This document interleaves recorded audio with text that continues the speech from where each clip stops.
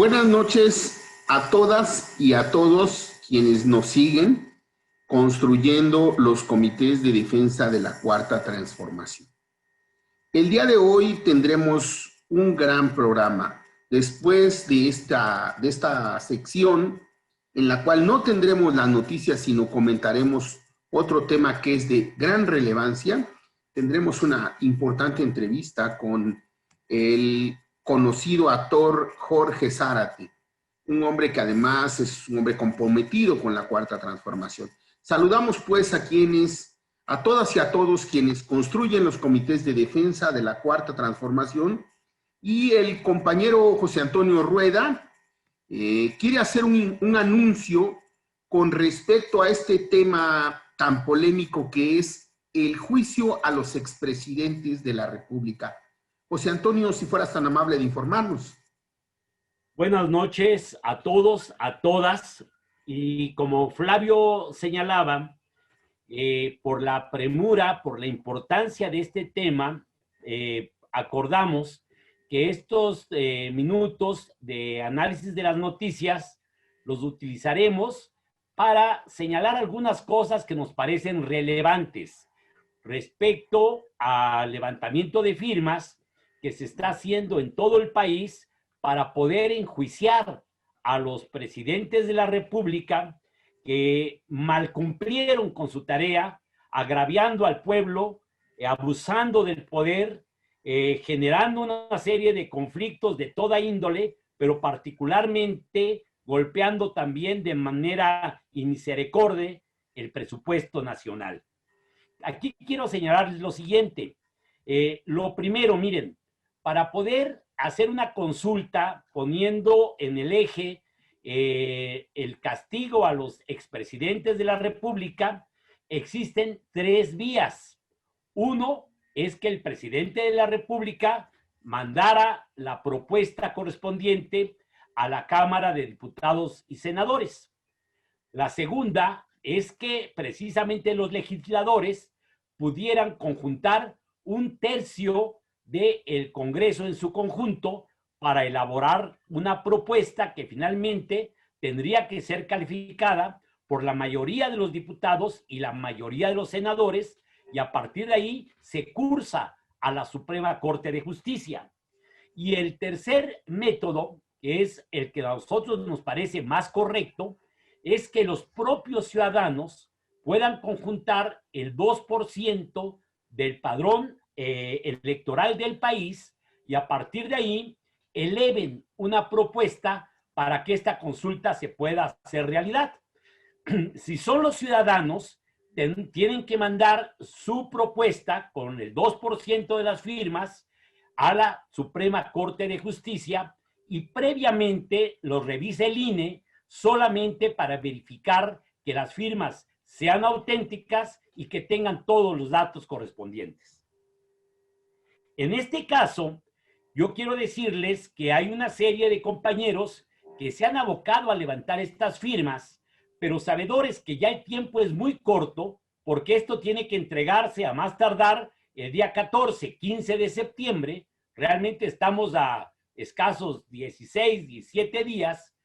Entonces, muchos han optado por considerar que la vía más factible es que sean los legisladores los que conjunten estas firmas. Y en todo caso, hay compañeros que se han abocado a la conjunción de firmas, pero únicamente como un elemento complementario, como un elemento que venga a arropar la decisión que en su momento puedan impulsar los legisladores.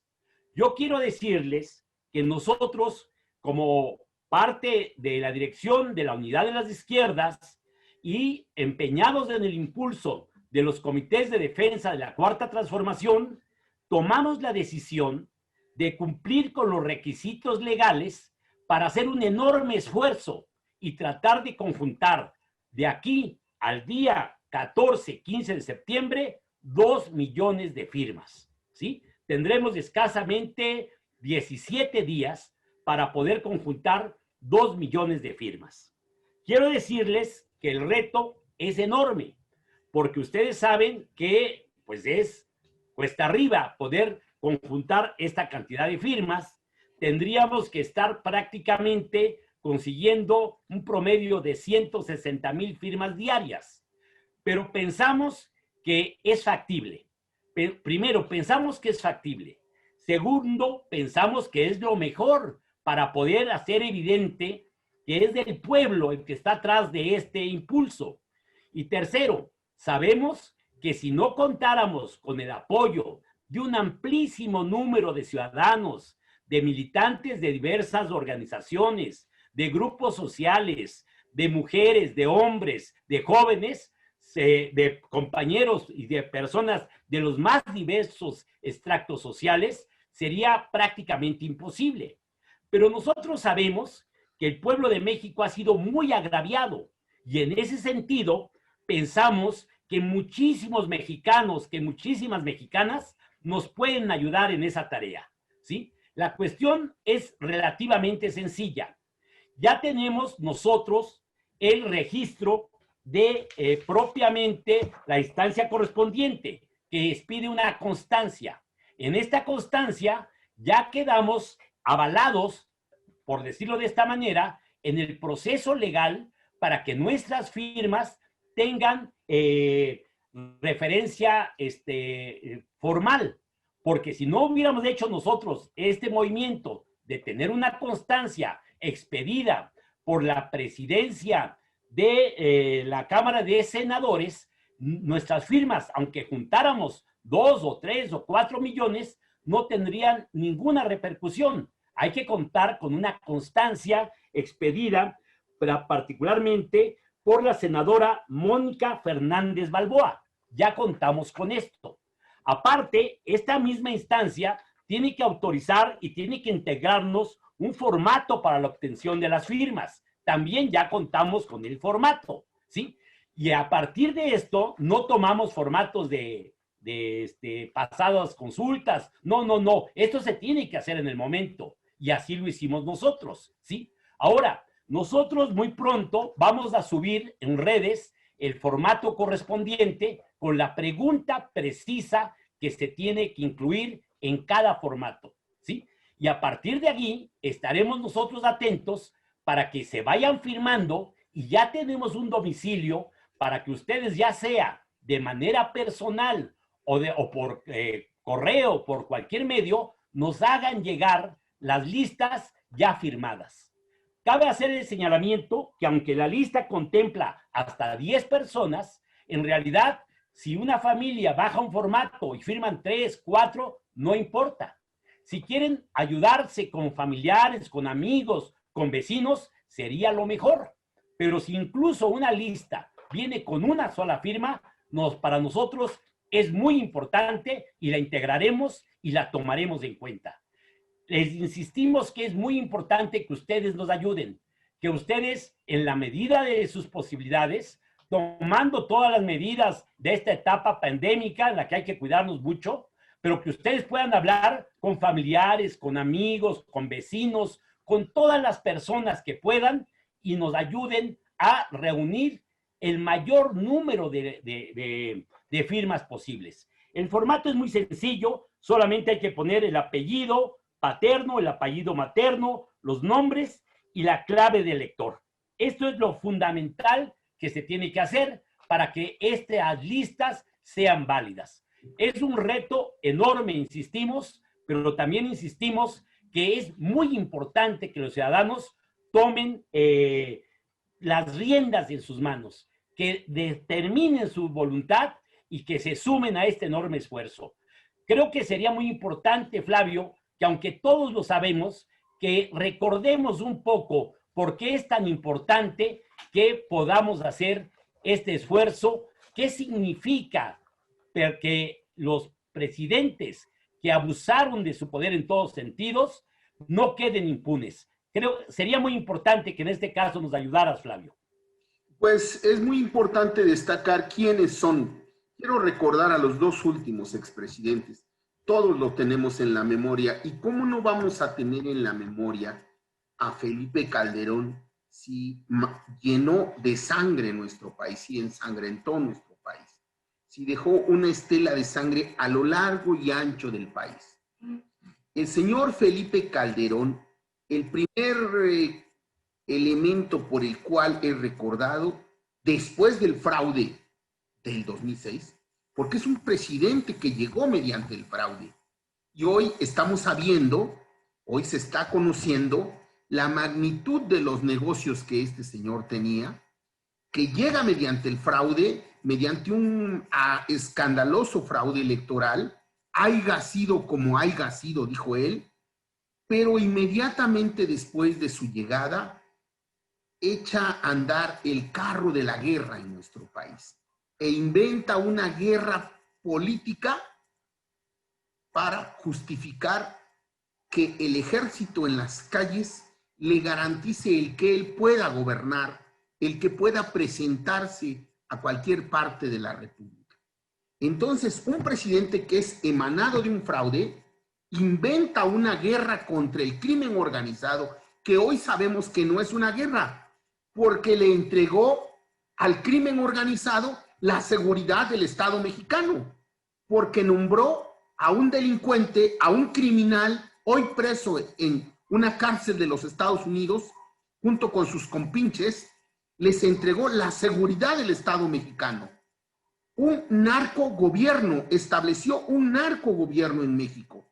Ese es la huella de Felipe Calderón, el fraude, un narcogobierno, la guardería ABC, esa tragedia que no ha encontrado castigo, donde se vieron incluso involucrados familiares del presidente de la República.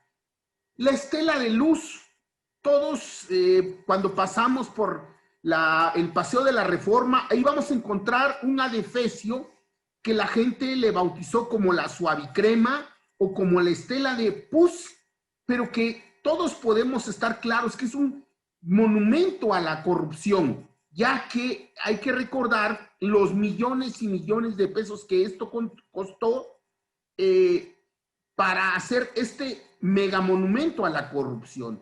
Un taxista me decía cierto día que pasaba yo por aquí, ¿y por qué no con ese dinero se construyeron museos en 2 o 3 estados de la República que recordaran la fecha a celebrar? No, sin embargo, se quiso hacer un adefesio para obtener dinero de manera ilícita.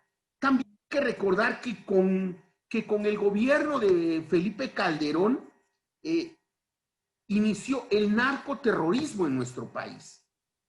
Solamente quiero recordar que en la madrugada del 12 de mayo del 2012 aparecieron los torsos de 49 personas. 6 eran mujeres. Ninguno tenía pies, ni manos, ni cabeza. El gobierno de Felipe Calderón le había entregado a un cártel de la droga la seguridad del país y se dio una disputa entre los demás cárteles y llegaron hasta estos extremos, es decir, llegar a descuartizar, desmembrar a 49 personas. Durante el gobierno de Calderón también se dio un ataque a agentes de la CIA. En una camioneta blindada con placas de servicio diplomático viajaban 2 agentes de la Agencia Central de Inteligencia de los Estados Unidos y un infante de Marina de México. Y cuando el vehículo entraba al estado de Morelos, recibieron ataques, dispararon más de 150 veces con fusiles de asalto. Y así por el estilo, el gobierno de Felipe Calderón se destacó no solamente por haber llegado mediante el fraude, sino por entregarle al crimen organizado la seguridad del Estado mexicano, por construir un narcogobierno y por la huella de corrupción que quedó a lo largo y ancho de su sexenio, por mencionar algunos elementos que marcan el gobierno de Felipe Calderón. Enrique Peña Nieto. Todos recordamos a Peña Nieto. Vale la pena destacar lo siguiente. Desde el día de su toma de protesta, Enrique Peña Nieto, que fue un hombre que compró la presidencia de la República, y hoy sabemos cómo compró la presidencia de la República, con dinero que provenía de negocios ilícitos. Desde el 1 de diciembre, el día que tomó protesta Peña Nieto, hubo una fuerte movilización alrededor de la Cámara de Diputados y hubo un fuerte enfrentamiento desde el primer día de su mandato. También cosa que sucedió con Felipe Calderón. Hoy sabemos cómo mediante un pacto PRI y PAN llegaron al gobierno. Hubo un amaciato para que esto sucediera. Les recomiendo el libro de Álvaro Delgado, El amaciato. Es un gran libro que nos puede ilustrar cómo el PRI y el PAN se fueron coaligando para que finalmente llegara Calderón y luego Peña Nieto. Pero tal vez de Peña Nieto lo que hay que destacar son las reformas estructurales, las mal llamadas reformas estructurales. Reforma hacendaria, reforma educativa, que hoy sabemos cuánto nos costaron y cómo se lograron. Cuando hablamos de un pacto por México, hoy sabemos cómo se logró el pacto por México. Mediante cañonazos de millones de pesos a senadores, diputados y prominentes políticos de distintos partidos políticos, de los partidos políticos existentes en ese momento. Hoy sabemos cómo se construyó ese pacto por México, cómo se lograron obtener los votos y cómo se construyeron esas reformas que tanto daño le han hecho al país, que mantuvieron convulsionado a todo el gobierno de Peña Nieto. Por ejemplo, la reforma educativa, que hizo que el magisterio se movilizara a lo largo y ancho del país, y hubiera una brutal resistencia, hubiera presos políticos. Ese es el saldo del gobierno de Peña Nieto. Pero tal vez un acontecimiento que definitivamente le dejó una huella al gobierno de Peña Nieto, la huella más brutal, fue la masacre o la desaparición de 43 estudiantes de la normal rural de Ayotzinapa, la noche del 26 de agosto del 2014, cuando 43 estudiantes de la normal rural Isidro Burgos desaparecieron luego de un enfrentamiento de Iguala y Cocula en el estado de Guerrero. Es decir, luego de un ataque, no un enfrentamiento, un ataque en Cocula, en Iguala y Cocula.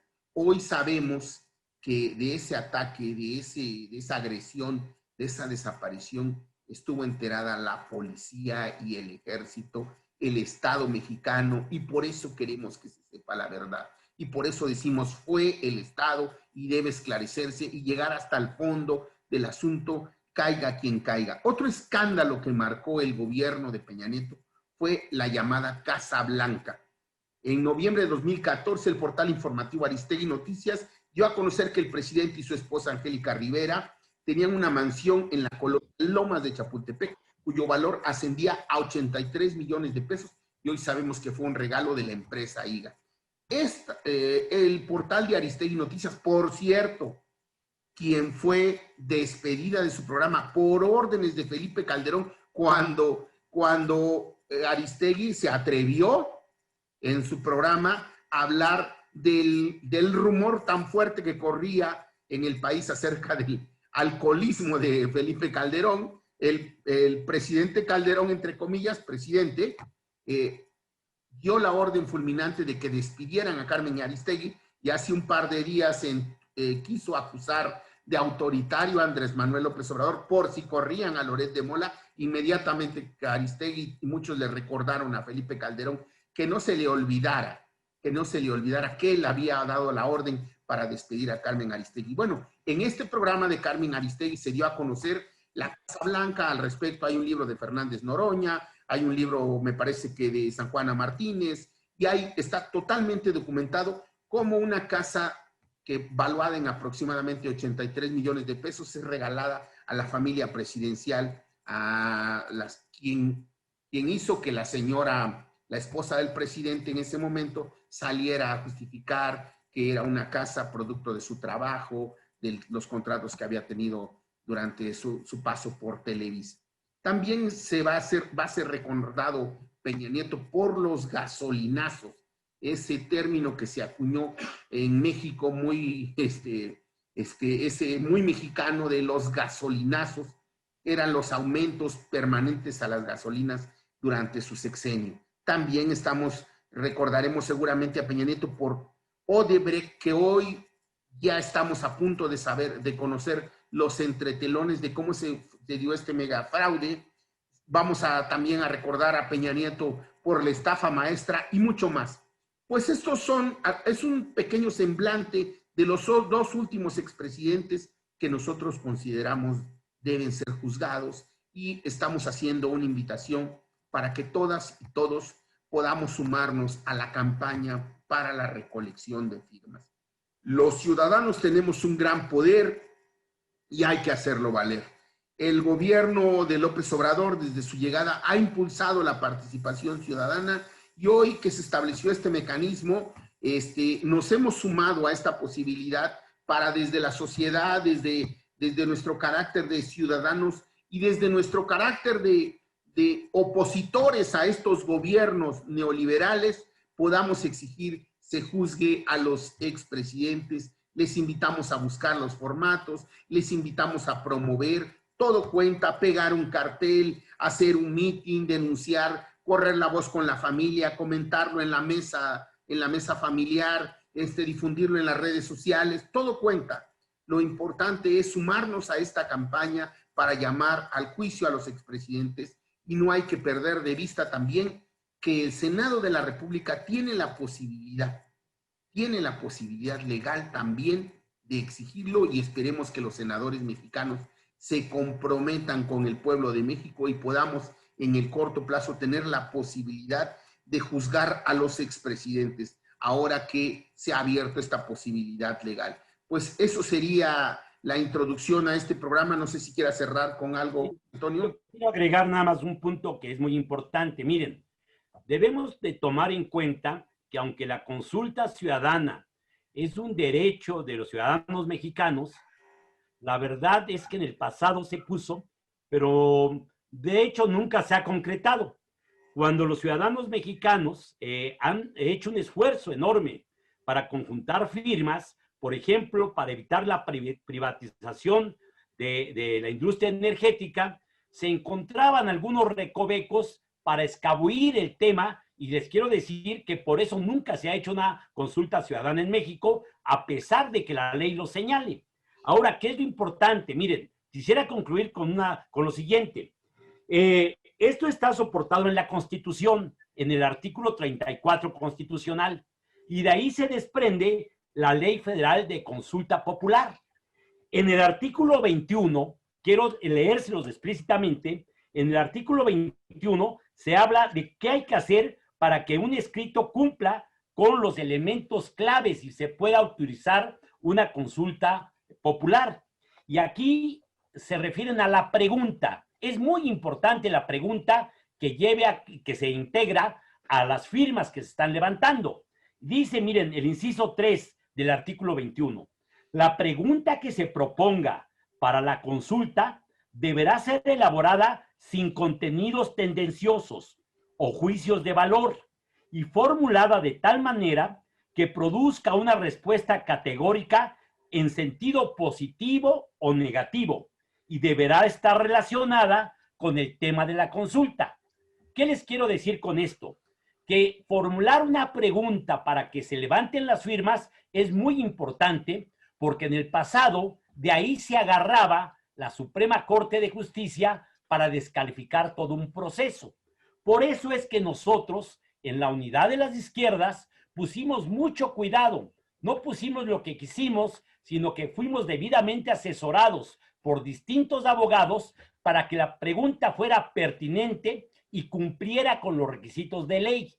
Esto se los digo porque muchos compañeros pues pueden sacar los formatos del pasado, no regularizar la autorización en este momento y poner la pregunta que a veces les late en el corazón o porque consideran que es la que puede encender los ánimos. Y no, esto es un asunto técnico. La pregunta que nosotros estamos integrando al formato que estamos impulsando es la siguiente. Miren, ¿estaría usted de acuerdo o no en que se investigue y en su caso se enjuicie a los expresidentes de la República, Felipe Calderón Hinojosa y Enrique Peña Nieto, por su presunta participación en diversos hechos de corrupción durante sus mandatos, con pleno respeto a las disposiciones constitucionales y legales aplicables?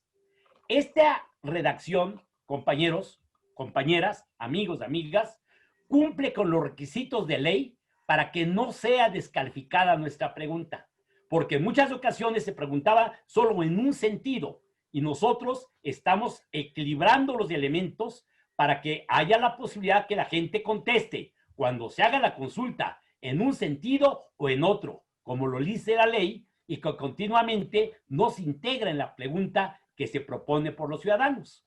Ahora queremos insistirles para concluir que esto lo vamos a subir por todos los medios. Es muy importante la redacción para que ustedes se den cuenta que este es el formato que hay que leer, que hay que leer y que hay que firmar, porque insisto, este es el formato que nosotros, de acuerdo con el proceso legal, tendremos derecho a presentar ante la autoridad correspondiente. Ya les digo que es ante la Suprema Corte de Justicia y previamente al INE, porque ellos son los que revisan las firmas. Y una cosa más, una vez que ustedes firmen este documento o estos documentos, en los próximos días vamos a hacer llegar una dirección para que ustedes lo puedan llevar a cada uno de los estados de la República. Pero también a nivel nacional ya tenemos nosotros una dirección a donde nos pueden hacer llegar estos documentos, o ya sea por carta o de manera directa. Les digo la dirección y con eso concluiría. Miren, hay que hacerlo llegar a la colonia Roma Sur, a la calle de Misantla número 11, colonia Roma Sur, Alcaldía Cuauhtémoc, Ciudad de México, código postal 06760, ¿sí? Lo vamos a poner en el referente para que ustedes lo puedan copiar, pero es muy importante, insisto, que bajen el formato correcto, que lo firmen de la manera que ahí se indica y que además de esto se garantice que nos llegue a las direcciones que les vamos a plantear en cada estado o a esta dirección que les acabo de señalar. Por último, quiero señalarles que hablaremos próximamente con todos los compañeros que de buena fe están haciendo un esfuerzo por conjuntar firmas en otro tipo de formatos, por las condiciones que ya explicamos, ¿sí? Que muchos compañeros, al ver que en pocos días se trataba de juntar 2 millones de firmas, se fueron por la idea de que simplemente habría que hacer un acto propagandístico. Nosotros estamos empeñados en hacer un evento que tenga eficacia y que tenga resultados. Eso es lo que queremos plantearles y esperamos su ayuda. Muchas gracias. Disculpen que nos extendamos. Este es un tema por demás importante. Muchas gracias. Gracias. El día de hoy no tuvimos noticias y los invitamos a que se sumen a esta campaña de firmas para enjuiciar a los expresidentes. Y sin más preámbulo, nos vamos directamente con una cápsula más de Pedro Salmerón, del maestro Pedro Salmerón, del historiador Pedro Salmerón, que es correspondiente al néctar de la historia. Vamos con el néctar de la historia, con Pedro Salmerón. Vamos.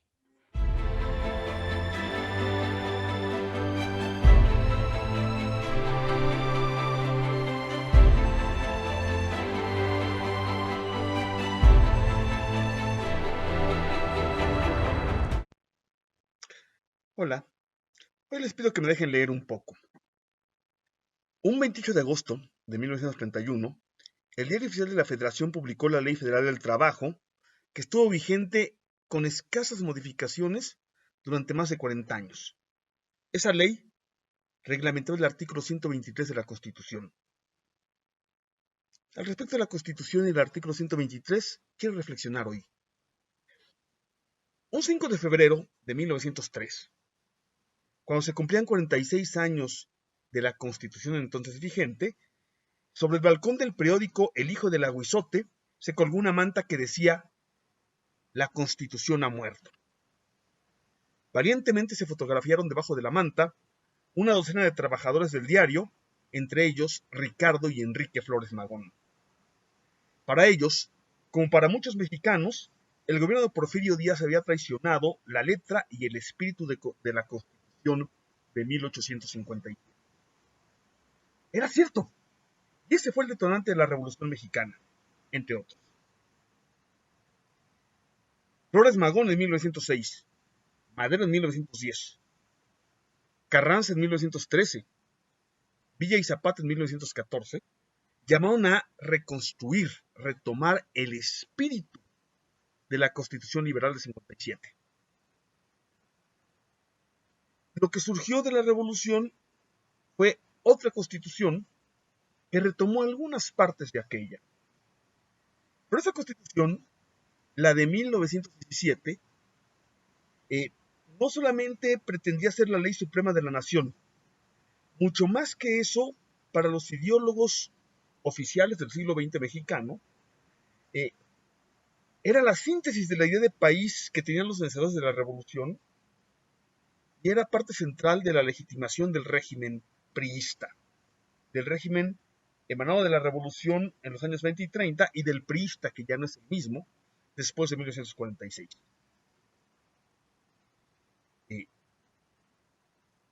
Dentro de ese discurso, dentro del discurso que dice que la Constitución es no solo la ley suprema, sino la explicación de lo que es México, lo central son los artículos 27 y 123.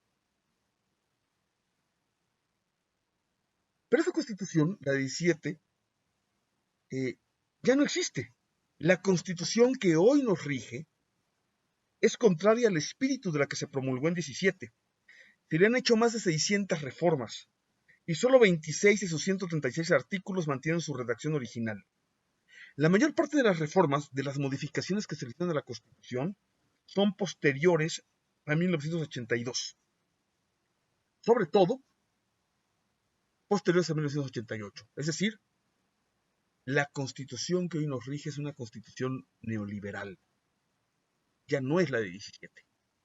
Bien, pero la efeméride de esta semana es la de la Ley Federal del Trabajo y por lo tanto el artículo 123. ¿Qué es el artículo 123? Recogía las principales demandas del movimiento obrero y estableció los derechos de sindicalización y de huelga.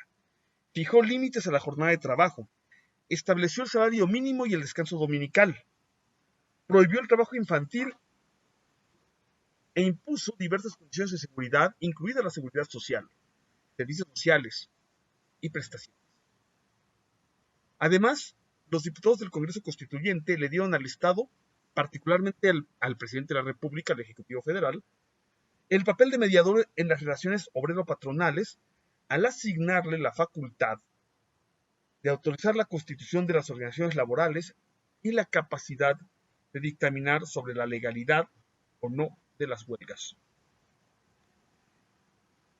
Con todo y eso, con todo y el enorme poder arbitral que se le da al Poder Ejecutivo, el artículo 123 y la Ley Federal del Trabajo de 1931 se presentan, porque lo eran, como las más avanzadas de la época en el mundo capitalista al que México pertenecía. Y durante décadas apenas se le hicieron ajustes.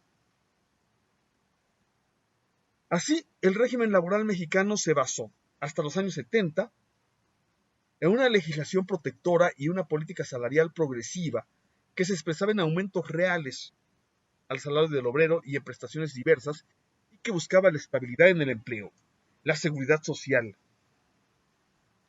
lo cual para el régimen priista era garante de la estabilidad política. A pesar de la inexistencia de la vida democrática en los sindicatos, a pesar del control político, a pesar de la inexistencia real del derecho de huelga.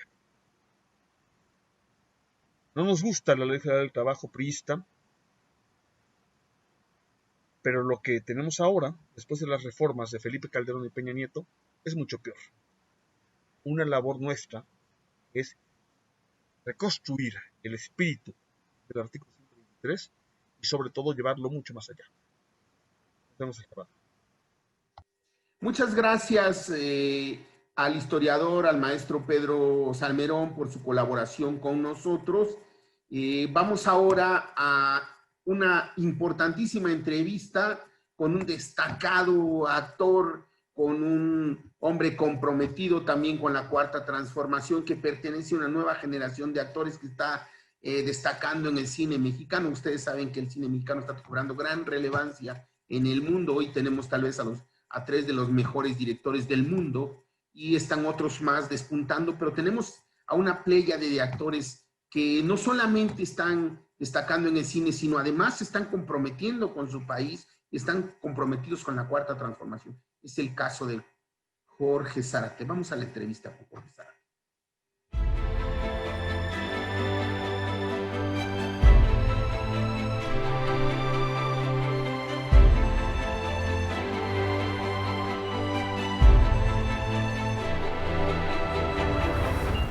Buenas noches a todas y a todos los que nos siguen.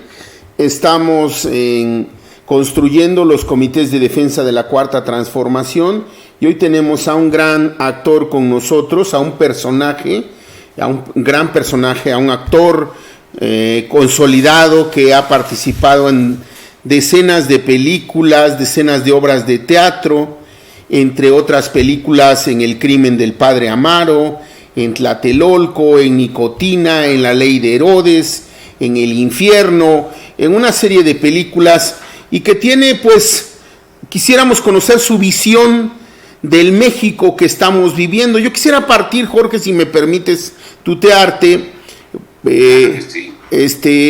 iniciar de Tlatelolco a nuestro momento, al momento que vive el país. Del momento del México del 68, de tu infancia, digamos, pero que tú conoces en tanto fuiste actor de una película que tiene que ver con ese acontecimiento.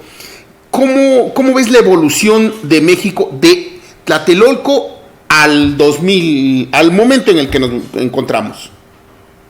Jorge, pues yo solamente para darte también la bienvenida, suscribir la presentación que hace Flavio, decir que efectivamente Jorge Zárate es un actor consolidado, pero además de esos actores de esta nueva generación, o ya no tan nueva, pero que todavía pasan, en el sentido de que muchas de sus películas no son películas nada más para las palomitas, sino son películas que ayudan a reflexionar, que llevan un mensaje político discutible como todo, pero es una aportación que va mucho más allá de simplemente la diversión o simplemente el entretenimiento.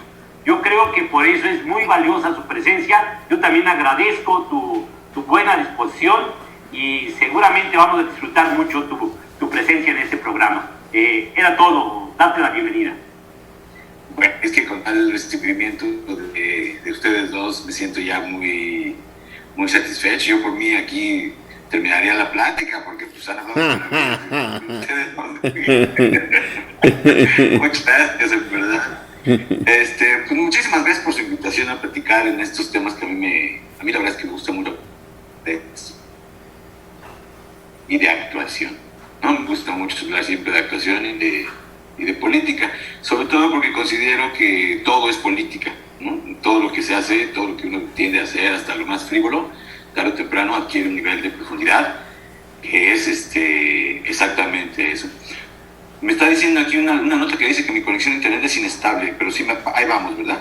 Sí, se mueve un poquito, okay. Pero ahí va. Partiendo, en el momento que se esté titubeante mi señal, avísenme luego para ver para dónde nos ponemos, ¿no? De acuerdo, va.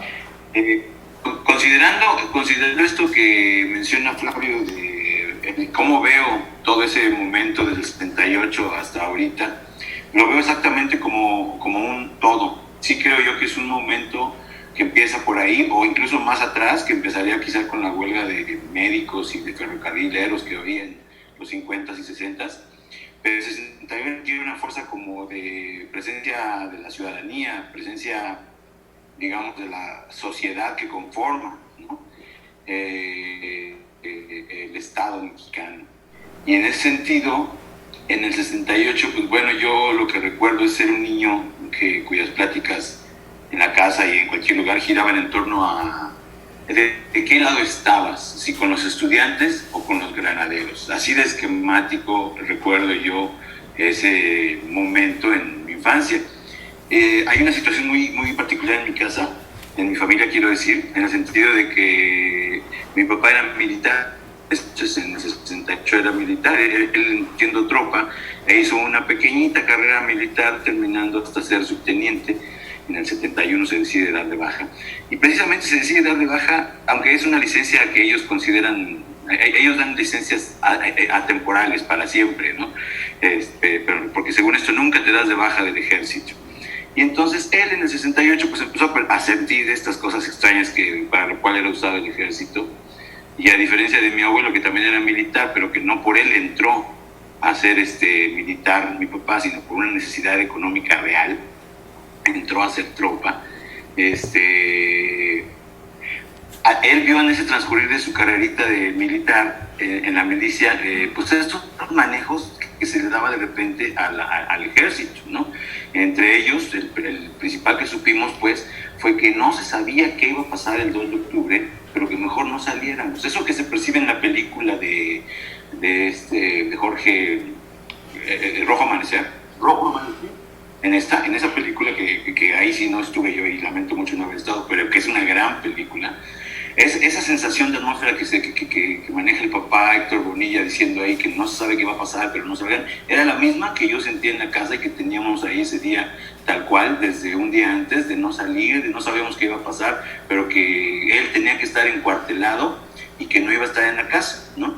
Entonces, tiempo atrás, yo fui el evento principal que yo concibo como que me determina en una idea de ser un ciudadano atento a la actividad cívica y al acontecer político de mi país, es que me invitaron a la marcha del silencio. Es decir, mi papá me llevó, porque vivíamos nosotros en Mesones y Correo Mayor, entonces nos quedaba muy cerca del centro, y decidimos salir esa noche desde el eje central, que entonces era Niño Perdido, a caminar hacia el Zócalo, y vimos un montón de gente. Yo me quedé impresionado con el silencio y la disciplina que todos estaban mostrando.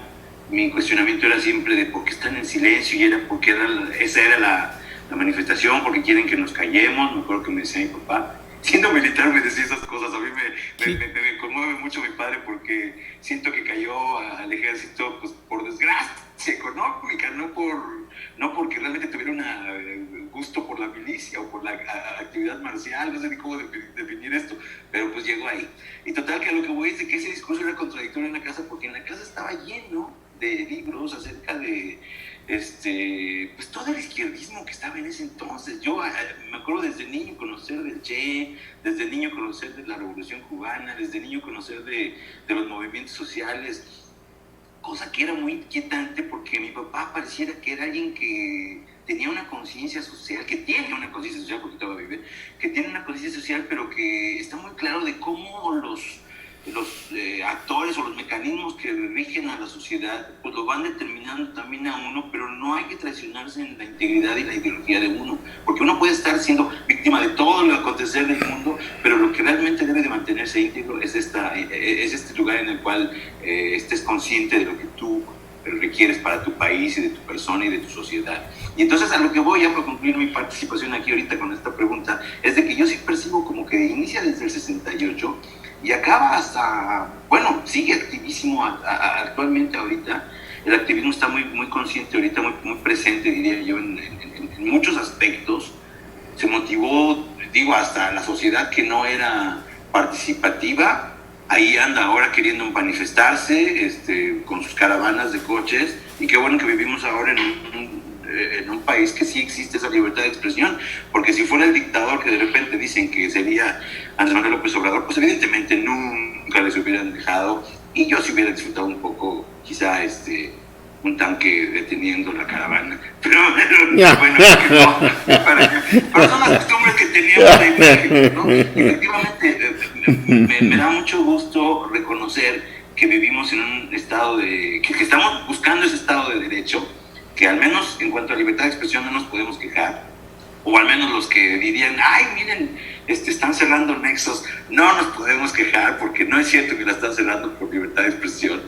Entonces yo creo que todas estas cosas están desde el 68, sin duda alguna, hasta ahorita, y es un deber de todos nosotros como sociedad mantener el recuerdo vivo de esos acontecimientos, porque en la medida en que van muriendo las generaciones, pues se van perdiendo, por ejemplo, causas como los ferrocarrileros en su momento, los médicos haciendo aquella huelga, en fin, tantos acontecimientos que de algún modo marcan la lucha social de México, y que yo considero que no es gratuito. Por ejemplo, que en cada conferencia mañanera nuestro jefe máximo de las Fuerzas Armadas, que me encanta decir eso, haga toda una clase de historia, porque creo que es muy importante lo que se menciona ahí. Es muy importante reconocer de nuevo a Juárez, es muy importante reconocer todo lo que ha pasado, hasta esos grandes momentos quizá de tristeza, como sería lo que nos han hecho ver como triste, Una Noche Triste, por ejemplo, ¿no? Acerca del árbol de la noche triste, por decirte algo. Es conveniente recordar todo eso, porque de algún modo es lo que nos conforma como historia, como nación, y esos datos, reconocerlos. Por ejemplo, ahora, saber que nos dijeron durante toda mi educación, yo me acuerdo, el árbol de la noche triste, pues para los españoles, porque para los de acá fue un jolgorio de triunfo, según percibo. Ese tipo de datos está llena la historia mexicana.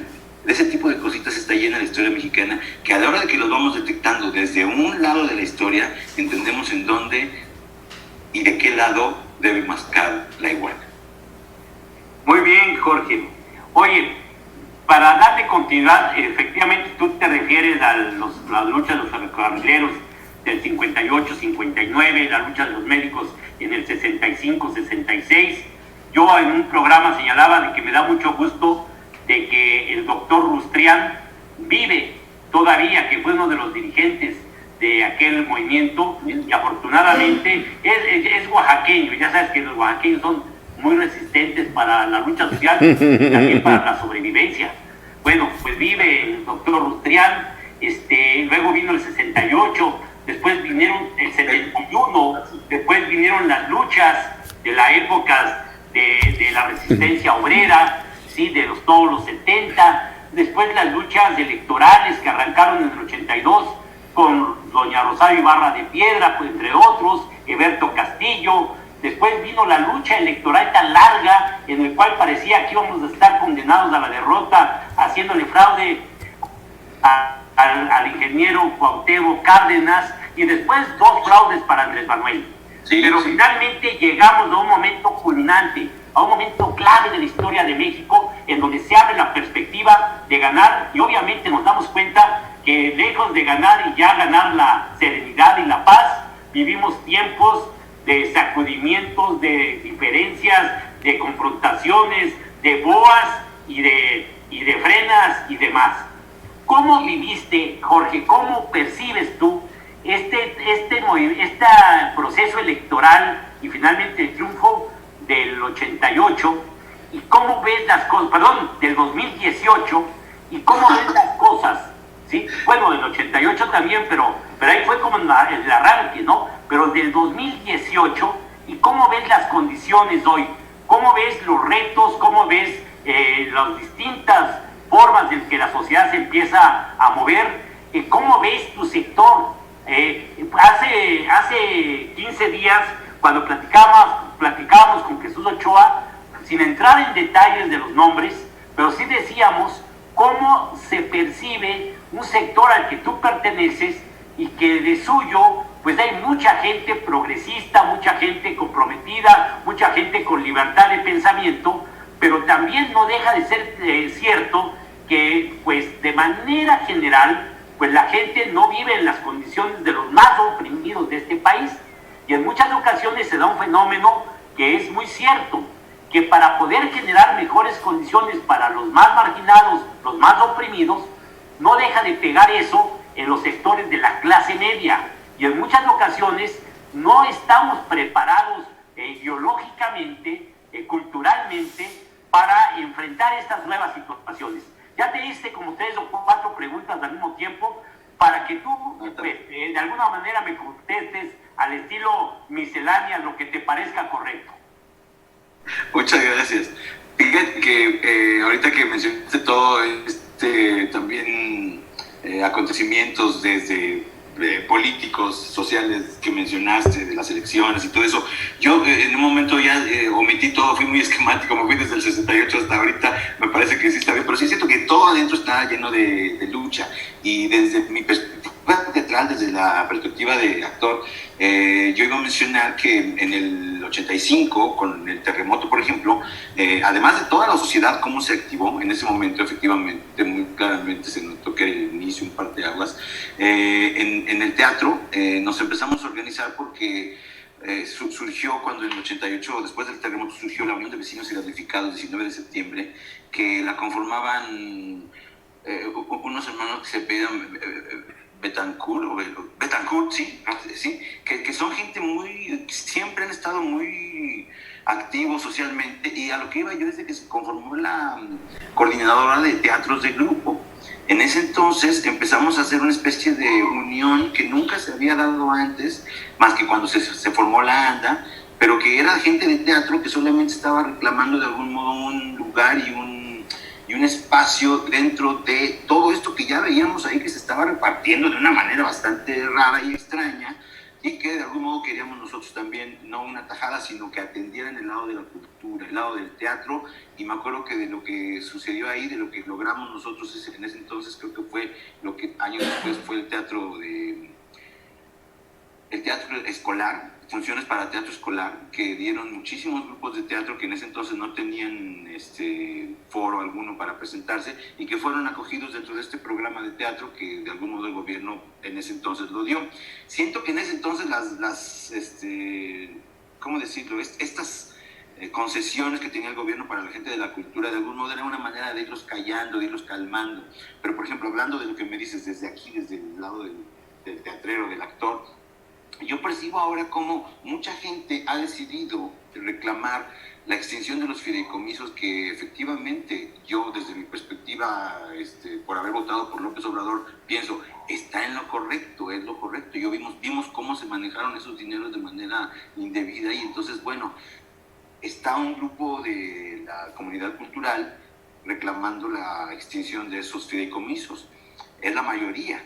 Pero yo pienso que está ese grupo ahí reclamando esto, porque de algún modo son los que lograron la atención desde aquel entonces, desde la creación de la coordinadora de teatros de grupo, que la extinguieron también después, se desorganizó y pasaron a formar otras asociaciones que fueron las que terminaron siendo beneficiarias con las becas y con todos estos proyectos que dieron de apoyo. Pero, por ejemplo, en mi caso, yo que según yo me sentía que podía ser interesante para lograr una beca o para tener apoyos así institucionales, nunca lo tuve, nunca lo he logrado. He metido, quizá no he sido constante en meter mis proyectos de beca para lograrlo, porque también he tenido la fortuna de estar trabajando mucho, y siempre he pensado que ese lugar de becas está bien para la gente que no tiene una fuente de trabajo y que mejor aplique ahí para ver si le puede tener ese lugar de seguir transformando su trabajo y creciendo en su actividad.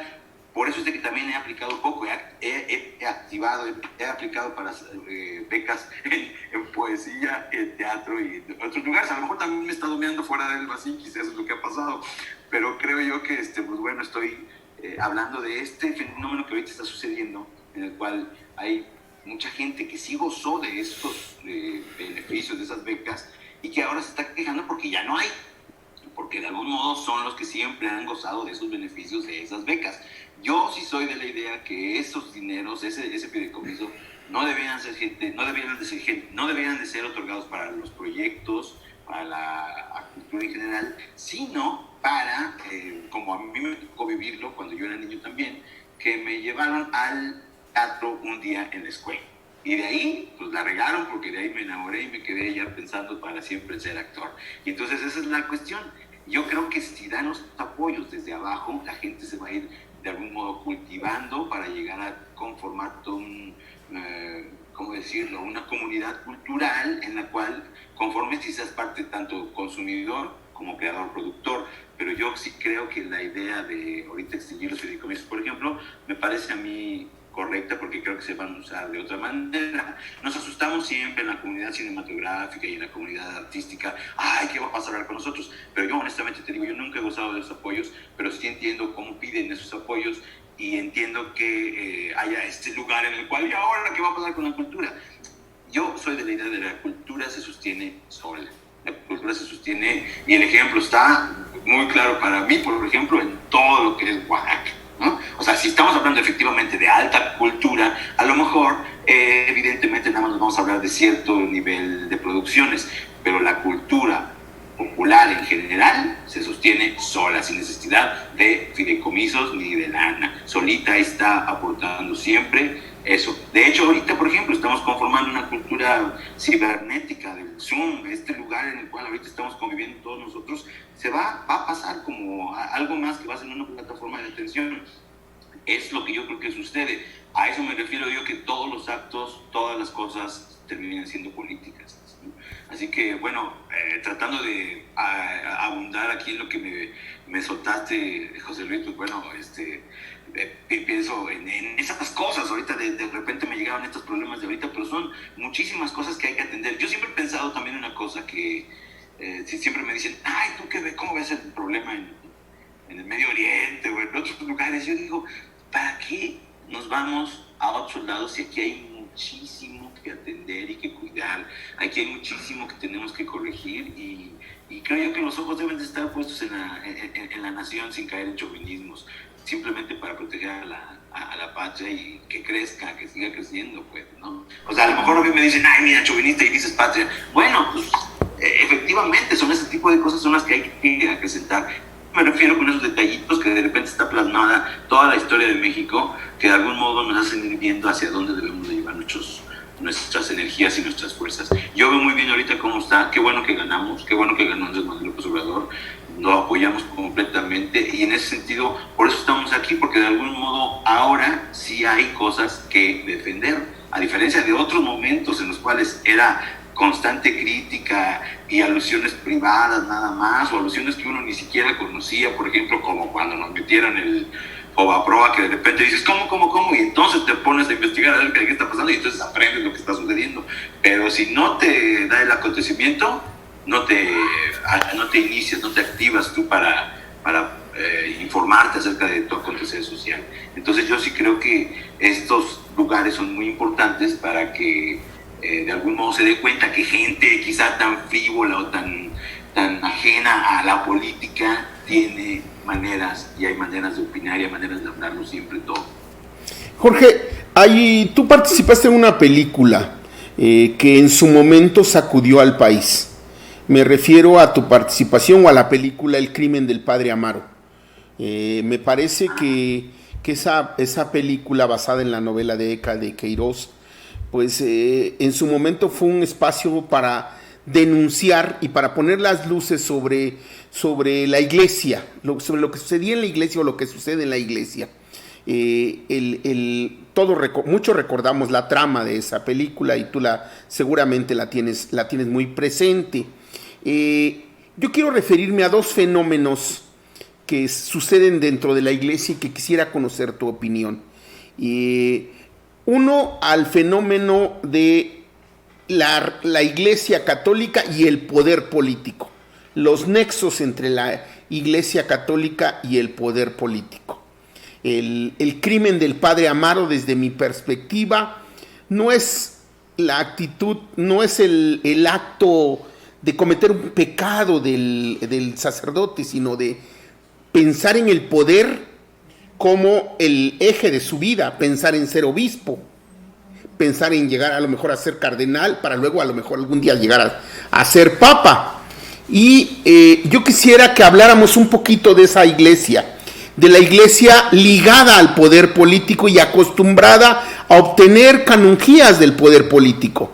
Por un lado, quiero referirme también a una reciente declaración por allá del 1 de agosto de el cardenal Norberto Rivera, hablando de un hombre de poder. Por cierto, el cardenal Norberto Rivera declaró: con ideología de género y control del gobierno, México va hacia el comunismo. Declaró Sandoval Iñiguez, desde Sandoval Iñiguez la declaración, que es también de la misma idea de Norberto Rivera.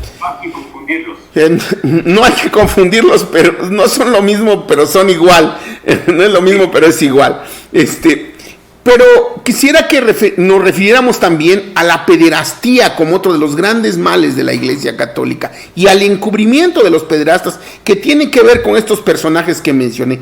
¿Cuál es tu opinión sobre esa iglesia, sobre ese sector de la iglesia, sobre esa élite de la iglesia ligada al poder que encubre a los pederastas y que tiene este tipo de posiciones, que no les gusta la ideología de género, que no les gusta que a las mujeres se les trate como iguales, que incluso se atreven a decir que la pederastía también los niños tienen la culpa con esos, y hay declaraciones específicas al respecto? Yo quisiera que nos dieras tu opinión, Jorge. Mira, muchas gracias ahora sí que qué gusto que me chat, porque la verdad es de que no, pues por ejemplo, para empezar, yo soy ateo desde nacimiento. Sí. Por ahí me quitaron los cuernos, yo creo que lijándolos, pero no con, no con agua bendita, porque me fueron a bautizar, pero pues además no vivimos nunca vida religiosa nosotros, ¿no? Sí. Así que al respecto, lo que sí puedo notar es de que, lo que sí me gustaría mencionar es de que yo veía a mi abuela, por ejemplo, cómo les gusta tanto hablar de la religión, y cómo la regía mucho a ella la religión.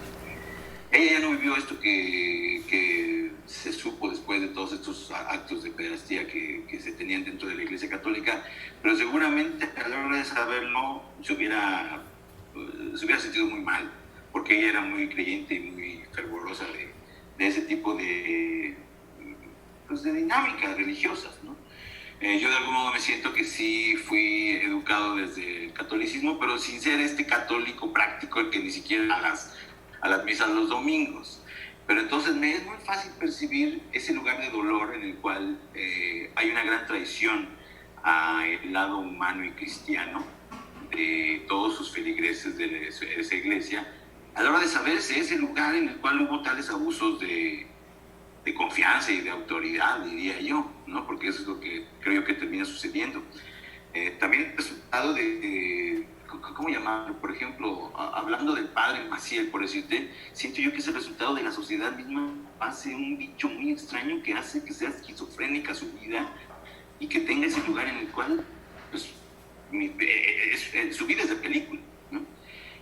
Hablando de nuevo de las películas, por ejemplo, yo no conozco la novela que mencionaste acerca del Padre Amaro, conozco la anécdota que sucedió en la película nada más, pero estoy seguro que estas versiones en el libro, ahí tienen todavía yo estoy seguro que ahí se profundiza más en ese tipo de sensaciones acerca del poder y de para lo que funciona, porque en la película realmente lo que se ve es el gusto de un hombre por una mujer y sus repercusiones en ese lugar donde están ellos viviendo.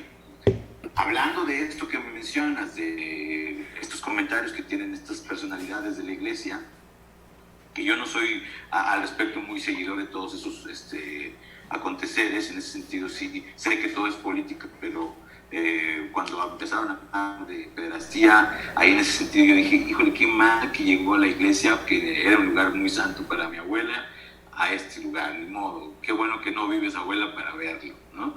Pero sí hubo mucho dolor en el sentido de que siento que la traición está presente al amor, al amor a Dios, al prójimo. Al amor al prójimo. O sea, está esa traición, ese mal uso de ese concepto.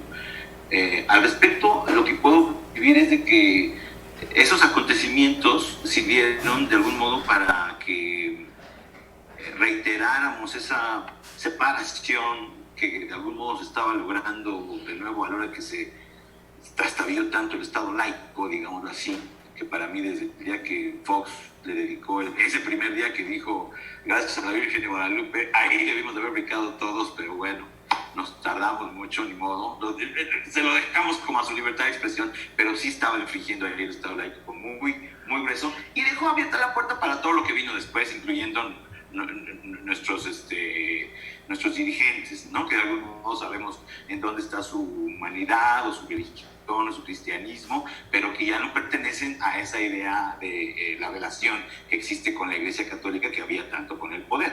Entonces, en ese sentido sirvió para quitar muchos que estaban seguramente dando problemas, alejarse de ellos para que no se sintiera su presencia política, sobre todo en el sexenio de Fox y de Calderón, ¿no? Evidentemente con Zedillo, con Peña Nieto intentaron un poco ya de limpiarlo de nuevo, pero el Estado laico ya nos habían abollado el Estado laico, ¿no?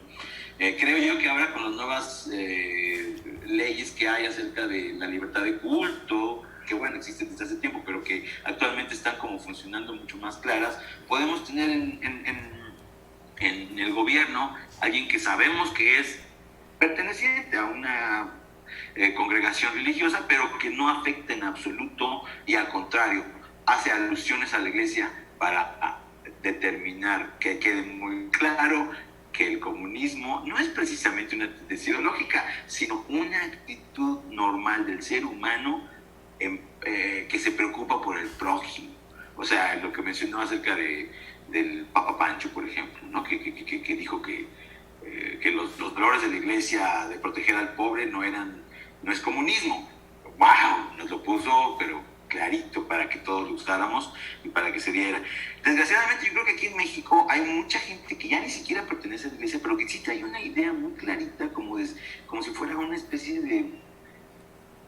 Pues, yo sí me atrevería a mencionarlos como monarquía, que creen que algo deificado, alguna deidad les dijo, ustedes son los gobernantes de México. Algo así sí creo yo que traen en la cabeza, porque creo yo que es constante su alusión y su relación con aspectos religiosos y su alusión y mención constante de regresar al poder, ¿no? Evidentemente.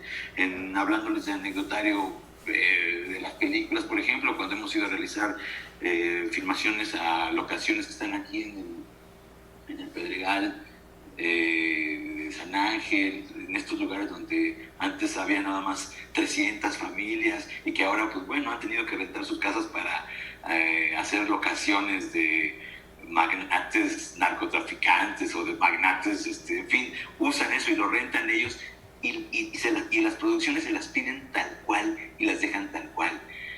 Yo he visto unas casas increíbles. Todas esas casas tienen una capilla. Hay una capilla siempre ahí en un lugarcito y con figuras de tamaño real, con figuras de... O sea, es increíble para mí darme cuenta que dentro de esas casas de gente muy rica había una gran actividad religiosa, destinándole incluso un cuarto de la gran casa a una especie de capilla para orar.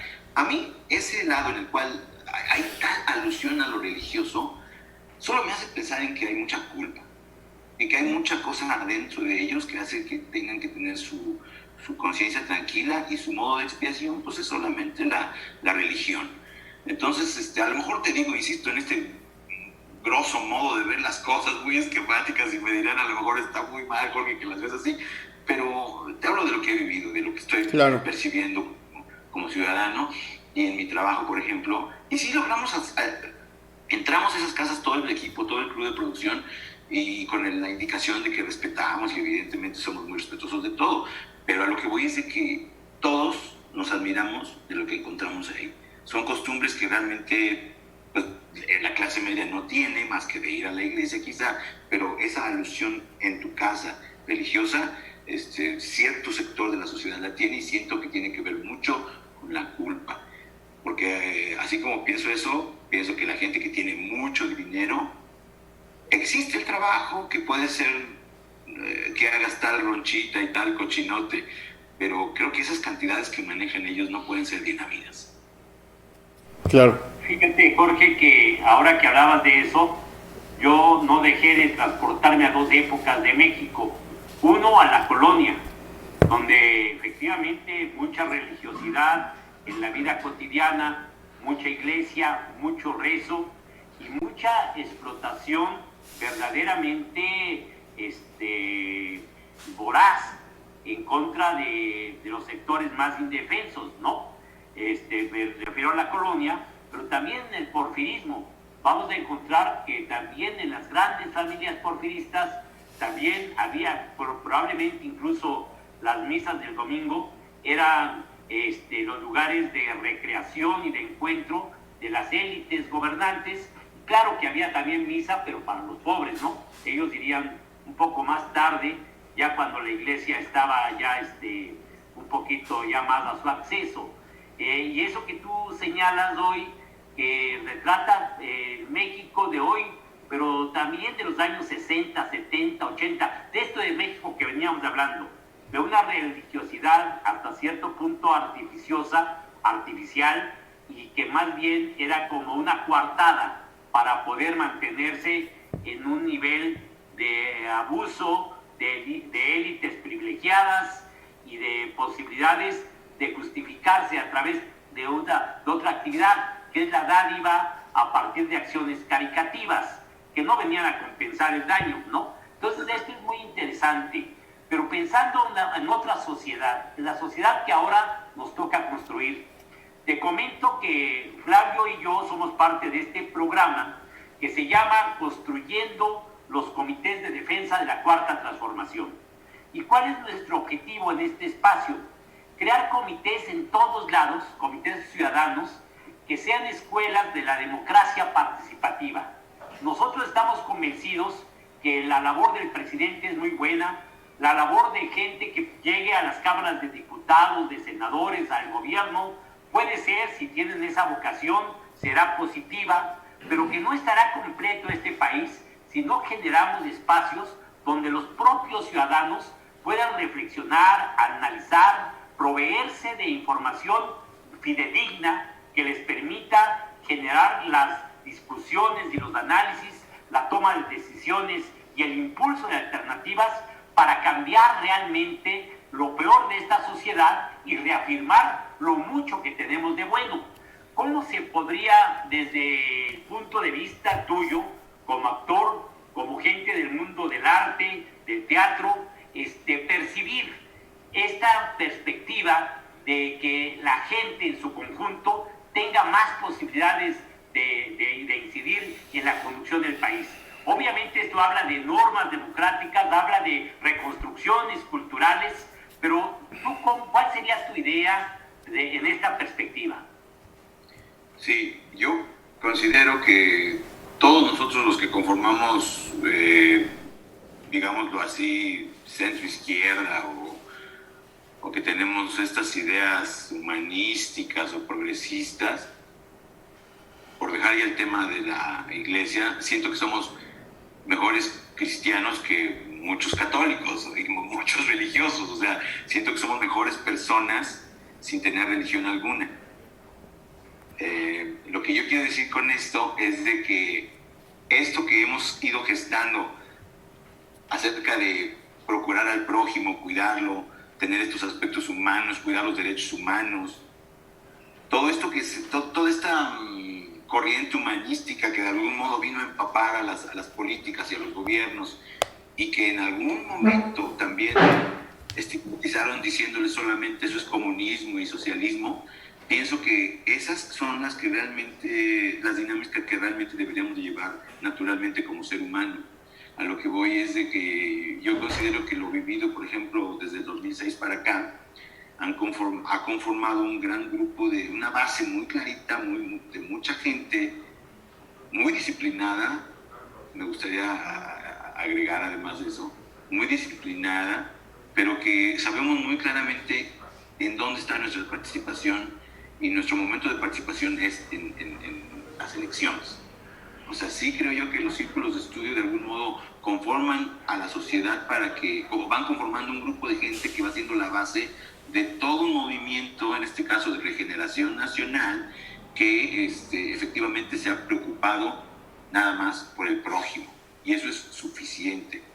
El lado en el cual se han preocupado por el prójimo en el gobierno es en parar lo que consideran el principal problema, que es la corrupción, que efectivamente sí, solucionando eso, evidentemente iba a haber mucho dinero para poder seguir haciéndose así. Con esos eventos de corrupción había todo esto que hay de riqueza nacional. Imagínense, yo desde siempre he escuchado decir a México que es el cuerno de la abundancia, y que por qué tenemos tales recursos y no los aprovechamos. En fin, pareciera que sigue la mata dando. Ojalá siga en ese sentido, y yo sí creo que esa es la posición que debemos de hacer, mantener esos lugares de estudio, porque yo siento que así ha sido formándose ahorita el asunto. En el 2006 o un poquito antes ya había gente inquieta, ¿no? Viene esta inquietud de, nos van a desaforar a esta persona. Muchos que quizá no tenían vida política o interés político dijeron, ¿quién es este? ¿Qué pasa? ¿Cómo que por qué? Y a la hora de ver quiénes estaban estigmatizándolo a él, nos dimos cuenta que ese era el bueno. Y es lo que no se han dado cuenta ellos, que a la hora que siguen hablando y diciendo, Andrés Manuel está haciendo mal, o miren esto que pasó, o vean la bronca que hay adentro de Morena queriendo ser sus dirigentes. O sea, todo eso es producto de ellos, y que ellos nos lo hagan notar, me parece que vamos muy bien, por muy buen camino. El que ellos se quejen de todo lo que estamos haciendo nosotros, a mí me hace decir que vamos bien. Fue lo mismo que a mí me motivó a voltear los ojos a ver a Andrés Manuel López Obrador. O sea, es lo que les digo, o sea, a eso me refiero yo. Creo yo que ellos mismos, a la hora de evidenciar constantemente ese opositor político, nos estaban dando el lugar en el cual a donde deberíamos de voltear nuestros ojos, porque efectivamente ellos lo estaban haciendo muy mal, ellos lo estaban haciendo pésimamente, y ya lo que estábamos nosotros ávidos era de ese cambio, ¿no? Tragamos camote en el 88, pero ya estábamos muy claritos de que lo que venía era activarse constantemente. También nos quedaba muy claro que no nos gustaba la violencia, también nos quedaba muy claro, a mí me queda muy claro, y ahora sí que Flavio lo sufrió de algún modo, ¿no? Es activismo de algunos chintos, ni modo, en algunos casos, en algunas personas, pácatelas, tuvieron que ser hasta encerrados, y qué mala onda que llegamos a eso. Pero esa actividad, todo ese germen de progresista, que yo lo veo así siempre, creo yo que es lo que debemos de hacer y mantenerlo prendido siempre. Estos círculos de estudio, estos lugares de plática, evento en el cual nos estamos brincando ya esta frase tan mala y trillada que yo siento que la propició la oposición para que nunca el pueblo se acercara a esos temas. Yo me acuerdo mucho desde niño escuchar a mi mamá también decir, no, es que dicen que no hay que hablar de política ni de religión. Y era el modo correcto para que el pueblo, la sociedad, se mantuviera callada toda su vida. ¿Por qué? Porque ¿cómo vas a saber tú, mujer? ¿Cómo vas a saber tú, niño? ¿Qué son los ganaderos y el estudiantado? O sea, a eso me refiero, ¿ves? O sea, creo yo que ese lugar en el cual nos estamos atreviendo a participar activamente de la vida política, sin que seamos partícipes ahí, teniendo una candidatura o incluso un lugar ahí dentro de la oligarquía, digamos la oligarquía ahora actual, pues no, tampoco es el fin, no es nuestra intención. Y hace rato, perdóname Flavio, cuando mencionaste la película del Padre Amaro, yo pensé que ibas a mencionar una que yo desde mi perspectiva tuvo más injerencia en la vida pública de México, que es la ley de Herodes. Claro. Que sí siento que tuvo una gran actividad en la primera vez que quitamos al PRI. Ya se nos regresó, pues ni modo, no se nos pasó, pero esa primera que hubo, creo yo que sí tuvimos mucho que ver esa película. Y eso voy, desde nuestro lado de artista, perdón ya para sí. No. Desde nuestro lado de actor, de artista, ese lugar es el que tenemos que activar. Yo sí soy de la idea de que los productos, aunque sean frívolos, terminarán hablando políticamente de México. ¿Cómo imaginas a un México no maravilloso, no el mundo maravilloso, no? ¿Cómo imaginas a un México con justicia? ¿Cómo imaginas a un México, cómo te gustaría que fuera el México del 2035, del 2030, del 2035? ¿Cómo te gustaría que fuera el escándalo de Lozoya? Desde mi hipótesis, va a sacudir el sistema electoral mexicano. En los próximos días creo que vamos a tener más sorpresas. Y creo yo que esto va a impactar en el sistema electoral mexicano, no solamente en los partidos políticos, en el sistema, sino también en el sistema de competencia electoral. Creo que se tiene que revisar, yo creo que debe hacerse una profunda reforma política. Pero estamos hablando de algo inmediato, algo que va a pasar en los próximos meses. Y va a haber elecciones y vamos a renovar el Congreso el próximo año. Y tenemos un gobierno que dice que por el bien de todos, primero los pobres. Pero tú, ¿cómo imaginas el México que te gustaría tener en el 2030, 2035? En el México para tus hijos, si tienes hijos, o en el México para los niños de hoy. Sí, pues mira, mis hijos son muy niños, son de 6 y 9 años. Yo lo que esperaría para ellos es que siga habiendo una educación gratuita, que siga habiendo de algún modo este lugar este cambio que hubo del artículo 4 que se elevó a rango constitucional en bienestar, digámoslo así, por el cual incluso el mismo López Obrador dice, yo si quieren ya hasta aquí llegué y renuncio ahora a las revocaciones, porque ese logro, elevar eso a rango constitucional, me parece que sí es lo que tenemos que tener muy claro nosotros de defenderlo, porque si quitan eso, eso sí va a estar problemático, porque de algún modo ahora ya está cubierto todo ese lugar de la sociedad misma para estar, digámoslo, pues cubierta, ¿no? O sea, esto que acabamos de ver, por ejemplo, en Argentina, que dicen que están llevando los medios a congelar sus tarifas para que todos puedan acceder a los sistemas de comunicación. Al Internet. Exacto, la Internet y la telefonía celular, creo Sí. que todo eso es lo que sucedió ayer. Eso me parece que es algo muy bueno. Y siento yo que desgraciadamente todos estos años que vivimos del neoliberalismo han hecho una corriente de pensamiento que sienta muy difícil de quitar, que sí creo yo que es la labor de todos los gobiernos. Por ejemplo, ahorita hay muchos que critican la mañanera, por ejemplo, pero ese lugar que dejó ahorita para los demás gobiernos es una vara muy alta de transparencia o de comunicación, como ustedes le quieran llamar, pero ese lugar a mí me complace muchísimo de comunicación. Viviendo todos los gobiernos que vivimos anteriormente, siento que pues, da unas cosas que no las teníamos antes. Para mí, esos ya son logros, esos ya son cambios. Yo sí sería de la idea de que el México que a mí me gustaría seguir viendo en aquel entonces, pues sea el que de algún modo mantenga estas políticas de atención a la ciudadanía, al pueblo, a que nadie se quede atrás, ¿no? Es muy chistoso que se plantea que existe la idea del Tren Maya para no dejar en el atraso a todo el sureste mexicano. Y el otro día vi cómo se quejaron los de no sé qué estado de Sonora, porque ahora ya sienten celos de que se está atendiendo más al sureste mexicano. Y digo, bueno, pero si se les atendió durante tantos años, durante otros momentos, todos estos gobiernos, ahora es lógico que volteen como en celo a por qué están atendiendo allá y no acá, porque de algún modo sienten que se va a quedar retrasado su estado o su país. Yo creo que esa sería la dinámica que a mí me gustaría percibir, que en cuanto se vea que un estado se va quedando atrás, toda la federación la atendiera particularmente a ese estado para que estuviera en el mismo nivel que todos, que no hubiera ningún retraso en ninguna población, para que todos pudiéramos gozar de todo, ¿no? O sea, unos dicen, ay, ¿cómo va a ser posible llevar allá? ¿Cómo pues que van a tener una iPad allá? No, es que lo que hay que hacer es eso, llevárselas allá y que la tengan, y llevar esta red o este lugar en el cual se logre esa comunicación a todos. Ese sería el México que a mí me gustaría, que hubiera una libertad de expresión completa, unos medios de comunicación muy libres, ¿no?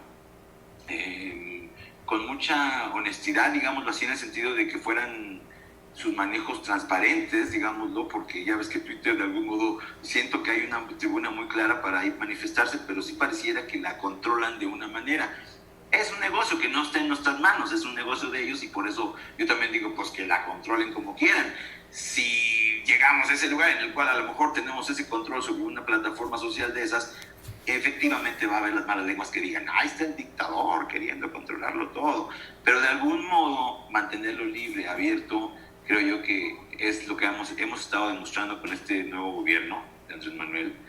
Y creo yo que lo que siga deberá de cuidar esos logros que actualmente tenemos, para que no tengamos revertimiento, o ahora sí vendrían, yo creo, actos, a pesar de que no ha habido actos así significativos y radicales como para decir va a venir un acto de venganza de la derecha, creo yo que sí podrían llegar de todas maneras esos actos de venganza de la derecha, nada más por recuperar lo que ellos han perdido. Creo yo que es lo que hay que cuidar. A mí me gustaría mucho eso, ver una sociedad activamente, como deciste, informada, ¿no?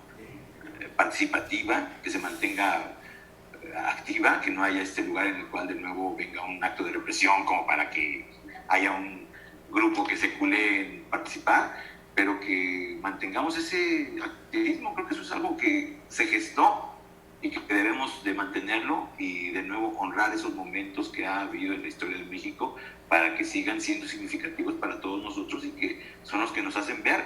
O sea, el hecho de que dicen los artistas plásticos que el performance más visto y el que mejor, ¿cómo decirlo?, tiene reconocimiento en todo México, en toda la sociedad, es el acto del grito de independencia. Es un performance, según los artistas plásticos, que tiene que ver con lo histórico y que por eso su importancia de hacerlo cada año, porque indica el inicio de la independencia de México, el inicio de una nación. Es por eso de que es necesario mencionarlo, es por eso de que es necesario mencionar todos los acontecimientos históricos y tenerlos frescos siempre, porque de algún modo todo eso es lo que nos hace llevar el camino correcto hacia donde queremos ir y ya no queremos repetir esos momentos. A mí me sorprendió muchísimo que llegara de nuevo ese acontecimiento de Ayotzinapa, qué tristeza, pero pues de nuevo se vio. Sí. Y por eso hay que sacarlo. Estamos propiamente ya cerrando nuestra entrevista. Yo quisiera preguntarte, para nosotros es un gusto encontrar a gente como tú en el ámbito artístico, encontrar a Jesús Ochoa, a Damián Alcázar, a compañeros que representan para nuestro gusto la visión del artista, del actor, con sentido social, con sensibilidad humana, con posibilidades de contribuir junto con muchos más, con millones, a construir un México distinto, ajeno a todo aquello que en el pasado vivimos, como es el robo, el saqueo, el atropello, la compra de las leyes, todo lo que ya no queremos nosotros que vuelva a repetir en este país. Yo te preguntaría, ¿tú cómo ves a tu propio sector, al sector de los actores, al sector del sindicato, de la ANDA? ¿Contamos con aliados ahí, Jorge? ¿O ustedes son como extrañas piedras que nos vamos encontrando ahí, pero en realidad es un sector conservador o un sector poco sensible? Me interesaría mucho que nos ayudaras a entender un poco más el medio. Fíjate que para mí fue una gran sorpresa ahora que llegamos a la ANDA, pues yo pensaba que todos los actores, o al menos el perfil del actor, siempre debiera ser pues humanista, ¿cómo decirlo?, ilustrado en la política y en el acontecer humano, progresista, consciente de la diversificación.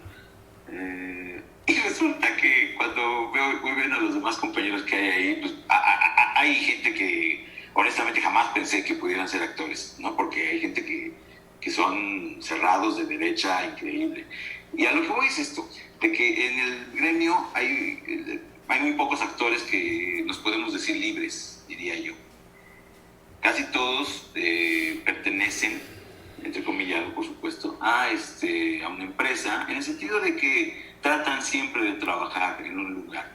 Y a la mayoría de ellos sí traen en la cabeza esto de que es mejor no hablar de política, ¿no? O sea, la mayoría sí traen esa idea en la cabeza. Yo sí creo que es al contrario, es mejor hablar de política porque vas a llegar a la producción que tú quieres, en donde vas a tener quizá un poquito más de injerencia social, o vas a darle tú ese lugar también que influenciará a la sociedad desde un lado progresista. Al menos yo así lo he vivido y he podido lograr. No soy ese actor en el cual diga, yo escojo este proyecto porque tiene importancia social. Me gustaría mucho poder tener tal poder, pero no lo tengo, así que de repente acepto cosas que pues bueno, aparentemente no tienen trasfondo. Pero siento que muchos otros actores no se animan a hablar o a participar de producciones que de algún modo tengan trascendencia social, porque no son libres, nada más por eso, porque pertenecen ya sea a un contrato de exclusividad con alguna empresa, y evidentemente pues tienen que cuidar su ingreso, ¿no? Tienen que cuidar mucho esa cosa. Durante mucho tiempo también, por ejemplo, hay muchos actores de teatro que decimos, no, en la tele jamás vamos a llegar, no, lo mío no es la tele, porque hay como ese estigma de que la tele idiotiza, de que esos productos son nefastos, son frívolos, y desde nuestra perspectiva teatral, pues el teatro ilustra mucho más, aunque sea en la presencia de ir ahí al teatro en la butaca, ¿no? Creemos nosotros eso, que se aporta más a la sociedad asistiendo al teatro que estando frente a la pantalla de televisión. Entonces, muchos, pues negamos la televisión por ese estigma que tiene. Pero en cuanto nos ofrecieron trabajar, evidentemente le entramos sin problemas. Pero hay unos que sí se traicionaron ellos mismos en el grado de decir que ya no van a volver a hablar de nada, ¿no? Y hay otros que al contrario nos motivaron para decir, pues ahora yo hablo más.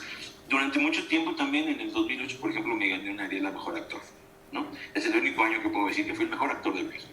Y con ese argumento divertido me gusta mucho decir que fue cuando se me acercó más la prensa. Y nunca antes se me había acercado, nunca se me acerca la prensa, nunca voltean a verme. Y en ese momento fue cuando más se me acercó. Y se acercaron para decirme que qué bueno que estaba brillando tanto, pero que en donde no estaba brillando era en apoyar a Andrés Manuel López Obrador. Y entonces yo ahí fue cuando les dije, disculpen ustedes que ahí a lo mejor no satisfago su necesidad de una presencia histriónica ahí hablando de otras cosas. Disculpen ustedes a mí, pero es que yo ahí no me interesa brillar. Ahí yo estoy hablando desde el ciudadano que soy y me gusta decir lo que pienso y mantenerme íntegro. No voy a ocultar mi opinión por tratar de lograr un contrato o una presencia en un... Porque te inviten al grito el 15 de septiembre. Para que te inviten al grito el 15 de septiembre. Por ejemplo, que ahora yo feliz de ir, ¿eh? Claro. Ahora yo feliz de ir. Me invitaron para cuando vino el 1 de diciembre del inicio de Andrés Manuel López Obrador. Y fui con gran gusto a hacer la transmisión desde Sepropie, que creo que nadie la vio porque nadie me había dicho nada, así que creo que estuvo muy bueno. Pero es la única actividad que tuve ahí con el ¿cómo se dice? Con el gobierno, y fue honoris causa. Digo, yo me invitaron para hablar, pero nunca les dije, ahí está mi cheque ni nada. Sí, o sea, sí. Mucha gente, lo que ustedes no saben quizás, es que hay mucha gente que apoya al gobierno desde ese lado. Desde el 2006 estamos con ellos luchando y no pedimos nada de cambio. Y de hecho ni siquiera presencia, pues, ¿no? Simplemente que se mantenga esta idea de un gobierno progresista, de un gobierno que atiende a todo el mundo, de un gobierno que se diga, aunque aparentemente muchos de los opositores adversarios también dicen, no es de izquierda, ¿cuándo ha mencionado a Marx? Bueno, pues es que también no se van a poner radicales las cosas, pero en fin, entiendo que ellos quisieran verlo así. Para mí me basta con ese lado humanista que presenta así. Pues muchas gracias, Jorge. Gracias por esta gran oportunidad. Ojalá nos des la oportunidad de seguir charlando. Nosotros sí te vamos a invitar, a nosotros sí nos interesa tu punto de vista. Tal vez vamos a armar algo donde participen otros y armamos una especie de mesa redonda, si te parece, si está de acuerdo José Antonio, y armar sobre algún tema específico. Yo encantado de participar con todos ustedes, les agradezco mucho la atención, la invitación a esto. No me considero alguien que sea importante para hablar, pero sí me gusta mucho explayarme como ciudadano acerca de estos temas. Me apasiona mucho, me gusta. También me dicen siempre, ¿no te gustaría meterte al boleto? Digo, no, si llegamos a la ANDA a formar parte de este sindicato, de esta planilla que ganó, fue por nuestros logros profesionales y la pequeñita actividad que notaron que todos los agremiados o los afines a nosotros pues nos eligieron. Pero ya estando ahí, es una cosa que tienes que trabajar para todos. Y entonces esa es una sensación muy interesante que yo nunca había vivido y que creo yo que es la de cualquier funcionario público, que de algún modo tiene que atender a todo el mundo. Y es un honor, es un gusto poder, ¿cómo decirlo?, tener respuestas sensatas para la gente que de repente viene a pedir corruptelas. A mí me encanta. Ahí en el sindicato no es de que sea una constante, pero sí ha habido malos manejos en organizaciones, en administraciones anteriores, y ahora los estamos sufriendo. Exactamente, es un microcosmos del gobierno como lo estamos viviendo ahorita nosotros ahí. Pero yo encantado de platicar con todos ustedes porque siento que es muy importante abrir estos espacios y que la gente los vea. Y feliz. Yo cuando quieran, cuente conmigo, por favor. Gracias, Jorge. Pues te agradezco yo también muchísimo tu presencia en este programa. Que quede abierta la posibilidad de que nos volvamos muy pronto a comunicar y que de alguna manera tengamos esa oportunidad de conocer a un sector que ustedes, todo el sector de artísticos son muy conocidos, todos son, o no todos, pero muchos son figuras muy cercanas a la sociedad, pero en una faceta distinta, ¿sí? Esa faceta que hoy estamos intentando, pues es la parte humana, la parte ciudadana, la parte auténtica, y nos parece fundamental que también tengamos la oportunidad de conocerlos en esta dimensión que es la más real. En todo caso, te agradezco enormemente y quedamos en ese compromiso. Muy pronto nos volvemos a encontrar. Yo nada más agradecerles la atención y felicitarlos mucho por esta labor de comunicación y toda la labor anterior que han tenido de gente que se dedica a formar base, gente que se dedica a activismo social. Muchas felicidades a ustedes. Déjenme decirles que si ustedes sienten alguna admiración para mí por ser actor, yo a ustedes los admiro de manera similar, así, porque para mí ustedes son las verdaderas estrellas de este planeta, de este país político, de esta sociedad mexicana. Esos que activaron así, esos que tuvieron que meterse, esos que tuvieron que ser detenidos algún día, todos ustedes, en verdad, felicidades, yo los admiro mucho y qué bueno que existen estas plataformas para seguir con esta actividad. Gracias, Jorge. La información y la comunicación. Muchas gracias. Gracias, Jorge. Muchas Un abrazo. gracias. Felicidades a ustedes, Jorge. Muchas gracias. Y muchas gracias a los que nos siguen, a las y los que nos siguen construyendo los comités de defensa de la Cuarta Transformación. Vamos a seguir construyendo los comités de defensa, vamos a seguir transformando a México. Muchas gracias.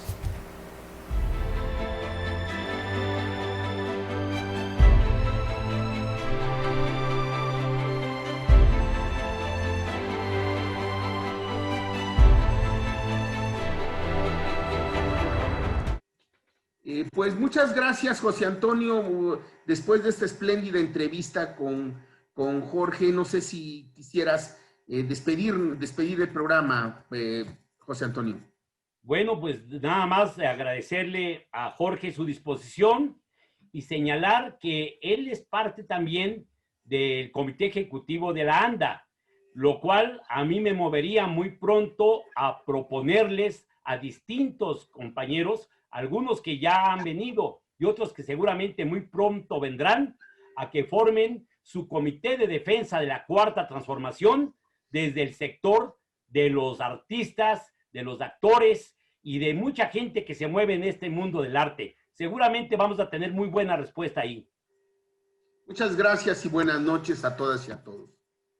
Gracias a Regeneración Pluralidad y a su director Raúl Castellanos por su hospitalidad. Gracias, Raúl.